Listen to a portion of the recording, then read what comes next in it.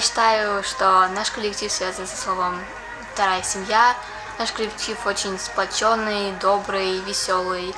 Он никогда не обидит, не останется в стороне, всегда поддержит.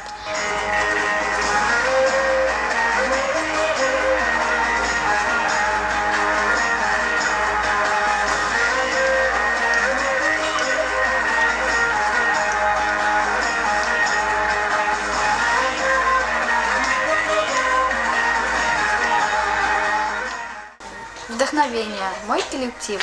Всего лишь год прошел, как я пришла танцевать в новый коллектив. Год, конечно, это мало, но уже можно сказать, что получилось, с какими трудностями пришлось столкнуться, какие ошибки общения с коллективом были допущены, и поделиться планами на будущее. Главная наша цель – это научиться хорошо танцевать и выступать на конкурсах.